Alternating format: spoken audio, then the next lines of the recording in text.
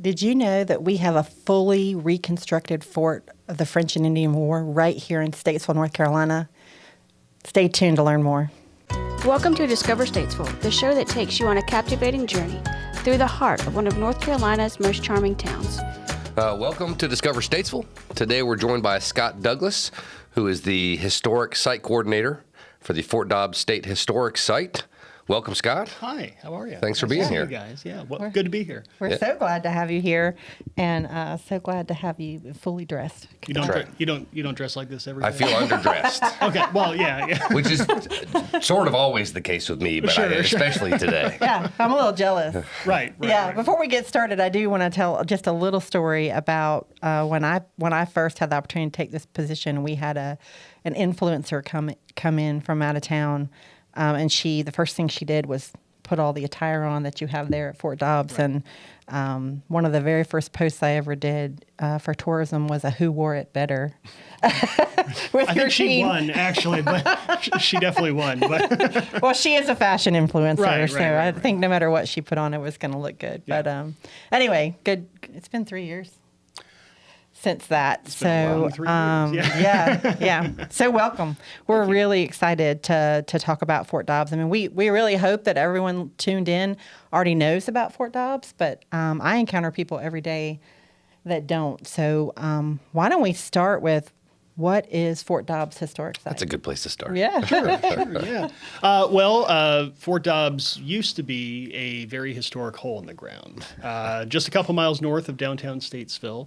It's been a state historic site since the 1970s. Wow. It was actually preserved starting way back in 1909 by the Daughters of the American Revolution, the Fort Dobbs chapter. And the reason those people cared about preserving a hole in the ground on some hilltop in Iredell County is that back in the 1750s, this area, this whole region between the Yadkin and Catawba River, was the edge of settlement in this British colony. And there are scattered settlers recently moved here. People are forming right here what is called the Fourth Creek Settlement. So it's not a town. It's not going to be Statesville for 40 more years, but there's a few families starting to move into this countryside. They establish a Presbyterian church where First Presbyterian is right here, a couple blocks from where we're sitting. And these settlers, these British colonists, are in danger of being attacked because British colonies have gone to war with the French in 1754, trying to compete over who owns the continent. Both sides have American Indian allies, and that means that French allies may come and kill these British colonists. So Governor Arthur Dobbs has 50 soldiers,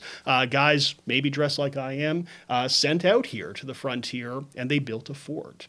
They use it for about 7 years altogether as sort of a base of operations. They can help patrol the region, help protect the people nearby. There's actually a battle fought there in 1760, in February of 1760, as Cherokee warriors attack out this way. But when the war's over, it's abandoned, it's never used again, and it rots and it falls apart.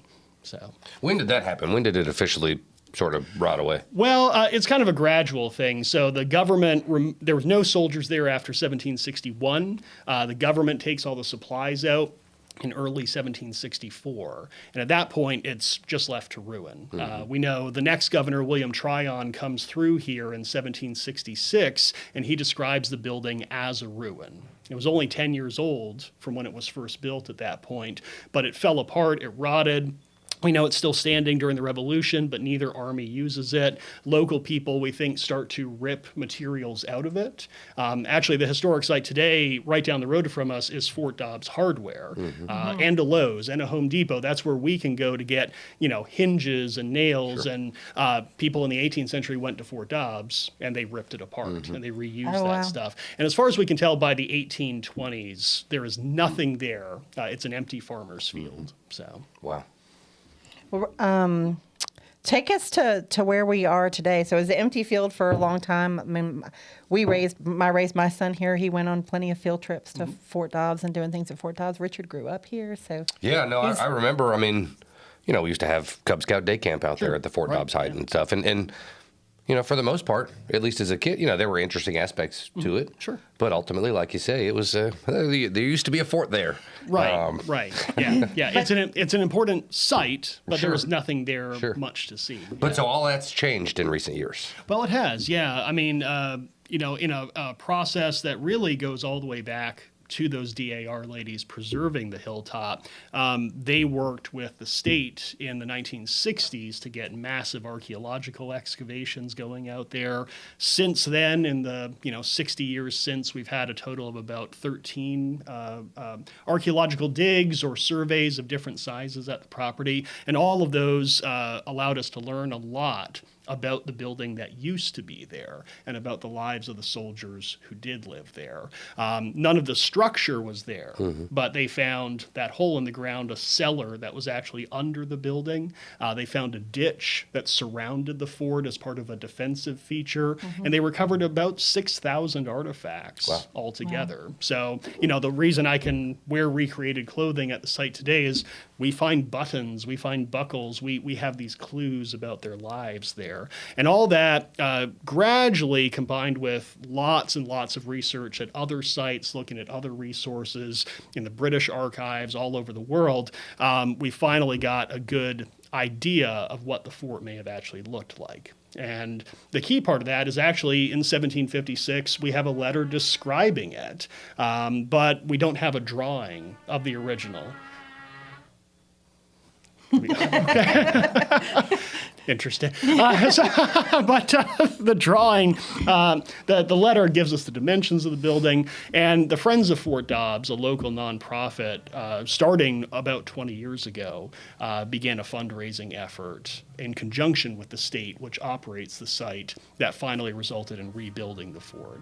And we opened the fort in September of 2019. Wow. Yeah. So. And it's the recreation of it is so amazing. I mean, I have to say, you are very good at your job. And the first time that, I guess it was probably late 2020, because it was post-COVID, you guys had opened right in the midst of... Yeah, we had good time. Yeah. But, and opened, it was there, had an opportunity to really wrap your arms around it coming out of COVID. That's when I came for my first tour, and you were our tour guide. And I am not ashamed to say that I cried. I cried when you were talking about the little boy outside the wall, and it was very emotional because you are so passionate about the story. And I've got to experience your team now giving the story as well. Sure. And I have to say, I am not a history buff. If someone were to have asked me, do you have a love of history, I would have said no. But it was one of the most, I enjoyed it so much because you guys are so passionate about telling the story, and you feel really immersed, and the artifacts you guys have there are amazing. Well, and that's kind of our goal. In the recreated fort, since it's not an original building and we don't have original furniture, artifacts to put in the building, we kind of have created a living museum exhibit where our staff have replicated by hand using the same tools and techniques all the furniture the soldiers would have had, all their clothing. We've got it set up so if you walk inside of Fort Dobbs, the goal is that you're transported back to the 1750s. Machine, yeah, exactly. But it's a museum that people can interact with. People can lay down on a straw bed. They can put on one of these uniform coats. They can't handle the guns. Don't handle the guns. You have to be me to handle the guns. But they do gun demonstrations. Well, yeah, and we do cooking demonstrations. We heat it in the winter with the fireplaces that would have, that's how the soldiers would have done it. And the idea is to get you as close as possible to what it might have been like to step inside the original fort 265 years ago. So. Yeah, well, you guys do it very well. Yeah. So, Scott, talk a little bit about the type of programming that you guys do up there. I mean, I know you obviously do field trips for schools and stuff. I know that, we as the recreation department will occasionally bring a group by there for a teacher work day. I think we've got one coming in March. Yeah. So talk a little bit about the type of programming that you guys do up there. Well, a lot of it is living history focused. And so living history is kind of that, what we were just talking about a little bit, trying to get a sense of what it was actually like. So my staff, myself, dedicated volunteers, every day, Tuesday through Saturday, we offer several guided tours of the fort at different times. And that, is where a costume guide can bring you through. You can interact with the building, any visitor off the street, and learn about it. But we do have thousands of students every year from Iredell County, from other counties. Yeah, not just local. Right? Oh, no. Over. From Asheville, up in Southern Virginia, Winston-Salem, Charlotte. We have kids come here and they learn about not just Fort Dobbs, but it's our one place in North Carolina to talk about North Carolina's role in the bigger French and Indian War. And so they come and they can get hands-on history lessons from that. And also several times a year, we have special events for the general public where lots of volunteers dressed like me, will really bring it to life. You can see dozens of, people living in the fort, cooking, doing woodworking demonstrations, weapons firing demonstrations. For some programs, we have enrolled members of federally recognized American Indian nations. We've had Shawnee interpreters, Eastern Band of Cherokee folks out, and they can help tell their people's story, not just their history, but also, very importantly, the fact that American Indians are still here. A lot of these nations are still here. They're still cohesive cultures, which a lot of people just don't understand. And so that's a good opportunity for our visitors to learn firsthand from these native people, again, not just about the history, but the fact that they're still here. Yeah. So speaking about, we're excited. Speaking about these annual events you have one coming up this weekend, right? We do, yeah. I'm going to be wearing these clothes the entire time. Actually. Richard wants in. Right. Well, yeah, we can make it. Maybe. We have to shave his beard. He's got beards are out back then. They grow back. Well, they do. February 27th, 1760 is the date where Fort Dobbs was actually attacked at nighttime by a large party of Cherokee warriors. The Cherokee had been British allies, actually, when Fort Dobbs was built. They weren't the danger out here, but British people were moving onto their land, competing for resources. We see Virginians murder Cherokees. They kill British people back, and it starts a war between friends in the middle of the big war. And that's when we see a lot of violence in this area. So on Saturday, on February 24th, 2024, we're going to have a event kind of calling attention to that. Now, we're not going to do a pretend shoot 'em up, cowboys and Indians, bang, bang, I pretended to shoot you battle. But it is a chance to interact with our interpreters, with our volunteers, to, learn a little bit about the lives of the people of both sides of that conflict through this living history program. It's 10 to 4 on Saturday. And what is that called? We're calling it the Defense of Fort Dobbs, because that's kind of what we're commemorating. So, but if people want information about that event or any other events, our website is fortdobbs.org. We have a very active Facebook page, Instagram as well, and we keep that pretty updated. Yeah. And so any of those other days that you mentioned earlier, the Tuesday through Saturday, right? Do you have to pre-register to come take one of those tours, or you can just come out to the fort and you just wait on the next available tour? It's kind of first come, first serve. Okay. Now we can get a number of people in each tour group. Basically, the tours go every 45 minutes or so. Okay. The final one of the day is at 4 o'clock. But it's $2 for our normal tours for adults, $1 for kids. Kids under 5 are free. Some of our special events, we have a admission fee. Actually, this weekend on the 24th, it's a free program. We want people to come out and learn about it. Donations are welcome. But otherwise, normally, it's just anytime you show up, you won't have to wait long to go on the next tour. Well, and that's great. I mean, someone like me, obviously I know that the fort has been reconstructed. I have driven by there plenty of time. So I haven't been out there and been inside the fort since it's been reconstructed. So Richard, you have to do I think it. that's good. A good thing to know that, on a random nice Saturday, you might say, hey kids, let's go to Fort Dobbs for a while, which is pretty cool. I didn't realize that you guys were just open sort of all the time. And some people aren't. Yeah, you're not alone in that. It doesn't have to be for a special event or a field trip. You can come. And in addition to the fort, we've got about a half-mile nature trail. There's some recreational areas there as well. So, we have some families that come out, a couple weekends a month. They do the tour sometimes, but they also just enjoy the outdoor space at the site. Yeah, it's a beautiful. It's a beautiful site. Yeah. And now you guys have some other new construction in your future? Well, we do. Yeah, we didn't want to stop at rebuilding the fort, and actually we developed a comprehensive plan for our site, a master plan, 15 years ago. That through the slowness of fundraising, to get the fort rebuilt, that took up some time. The interesting situation we've all been in the last couple of years kind of delayed a few things. Sure. But we're very excited that we have a grant of about $2.5 million. Wow.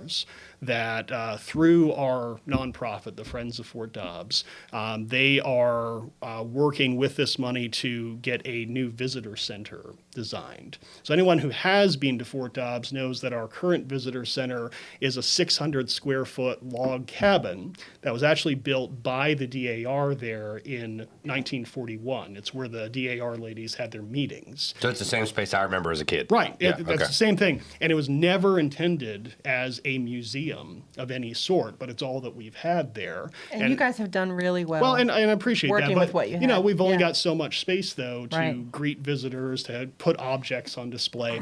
And so this has been on the, our wish list for a very long time to get a building that we're hoping is going to be budget-wise at least 3,500 square feet.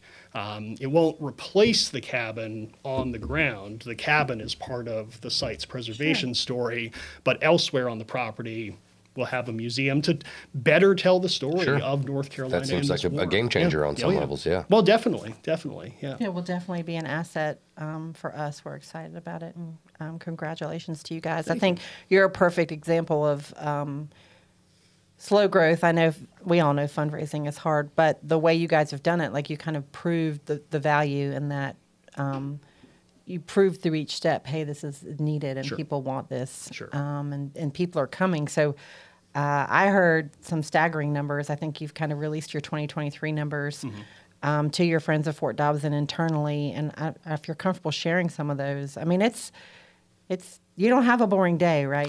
You've got footsteps. You've got put lots of people through. Yeah, a rainy day is slow. Sure. But altogether, actually, over the course of 2023, we were just shy of 20,000 visitors that came to our site, that came to Statesville, that got off most of them not from the area. We get tons of people that come down these two interstates and they see a brown sign for a historical site and they want to stretch their legs or they're curious about it and they come to Fort Dobbs. Yeah. So that's,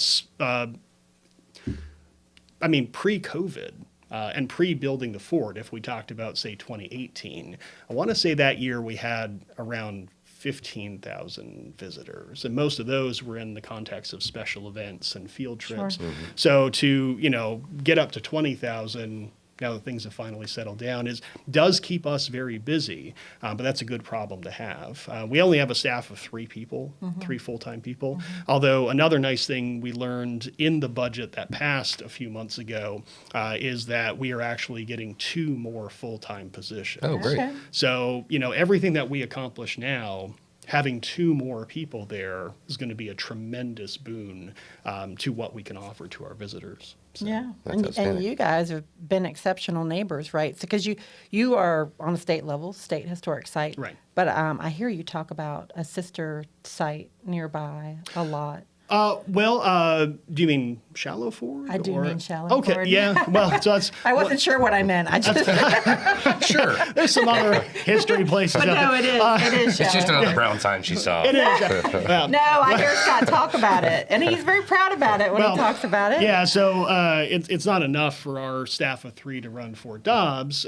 We also are in charge of developing a brand new state historic site, which they don't pop out of the blue. They don't happen every day. But the Shallow Ford was a place on the Yadkin River on the way to Winston-Salem, basically where 421 crosses today, close to that. And it's where all the people that came here to settle the Fourth Creek settlement, they crossed the Yadkin River there as they came down from Pennsylvania.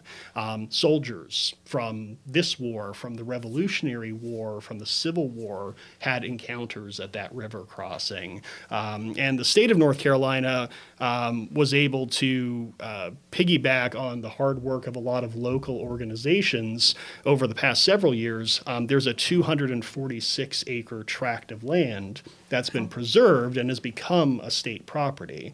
It is, there are historic roadbeds on it. There was the site of a tavern from the 18th century. And it's a place where we're going to be developing several miles of trails, kind of have it as more of a natural passive site, not really with a visitor center. Reopen the tavern? Well, one day. Yeah, that's another fundraising campaign. But we'll have historic signs. I know. Yeah, we'll come to Fort Dobbs. But people can learn, as they walk, encounter signs about all the different aspects of hundreds of years of history there. But yeah, our staff is creating that site, which we are hoping is going to open in 2025. That's got to be super cool, though, to be sort of on a project like that from the ground up. Yeah, well, and already did it with Fort Dobbs, which is great. Seeing it from a hole in the ground going to a 8,000 square foot, 3-story high log fort. And now, literally from nothing at Shallow Ford, just some farming fields and woods. It's a lot of extra work, but it's a lot of fun. We've been getting to help with archaeology and all that kind of cool stuff. Very cool. So. Well, I wanted to give credit where credit was due. Is what I was trying to get at with that when you were talking about your small team, but also to say that this asset we have here in Statesville is part of a much bigger story, across even the nation, and that what an asset it is to have that right here in Statesville, drawing people off the interstate. Wasn't just a brown sign. No, well, yeah, exactly. So, but she's going to start calling you every time she sees a brown sign. I'm like, right. Do you know about Scott, this one? what do you have to do with this one? Where are you? Yeah. I'm in Virginia. Well, before we wrap the show up, we always like to really get to know the people behind the scenes, and we haven't focused on that yet. So can you take just a minute or two to talk about Scott Douglas? Like how did Fort Dobbs get to have you come be its historic site manager, and your passion for what you do? Well, I don't know if you can tell, I'm a history nerd. But no, I've always been interested in history. My grandfather actually ran a historic museum in Ontario, which is where I was born. Okay. I wasn't born in the museum. I was born in Ontario. I've been in North Carolina since 1992, something like that. My parents hate snow. They wanted to move south. They're in Florida now, even farther away from the snow. But anyway, but I studied history at UNC Greensboro. While I was in university, I started working at historic sites. I've worked at Guilford Courthouse National Battlefield in Greensboro. I worked at a number of Civil War historic sites, Pamplin Park in Petersburg, Virginia. I spent several years at the end of college and after at Old Salem, really, at some of these places, really learning the living history aspect, how to grow tobacco, how to cook over a fire, all that sort of stuff, how to sew historic clothing. And a friend of mine had been an employee at Fort Dobbs way back in 2007. He went on to grad school. He said, hey, this job is open. And so I applied and I got it as the site's historical interpreter. Okay. So the person whose main job is just to talk day to day about the history. In 2014, I had the opportunity to become the manager of the site. Okay. And so for a decade now, that's been my responsibility. So. Well, you do it well. Yeah, lucky to have you. Yeah, we're lucky to have you. You're definitely a subject I wouldn't call you a nerd, but a subject matter expert for sure. Well, so a geek then. Yeah. Right, yeah. 100%. When you can tell the story with so much passion that it brings me to tears. Sure. It's you're very good. Very good at what you do. And we're very excited for the expansion and look forward to continued partnership to make sure people know when they come to the area that Fort Dobbs is a must. So Defense at Fort Dobbs this Saturday. Yeah, 10 to 4. So don't miss it. And your website one more time because you have many events that people don't want to miss out on. It's fortdobbs.org, or you can find us on Facebook, Fort Dobbs State Historic Site. Yeah, or and come in for a tour. Doesn't have to be a special event. Please, yeah. Just about any time. Yeah, and we might not make you cry, but we'll see if you're as easy a target as Cinderella. Right. So, yeah. Thank you for taking time out of your busy schedule to be with us today. Yeah, happy to be here. We wish you a successful weekend. We're looking forward to it. Thanks. So, thanks. Fort Dobbs, everyone. Thank you for joining Discover Statesville. You can email us at discover@statesvillenc.com. Check us out on Facebook at Discover Statesville NC, #Discover Statesville, and our website, statesvillenc.com. Catch us next week as we continue on our journey to uncover the hidden gems, culinary adventures, entertainment, and to be inspired and enlightened as we discover Statesville.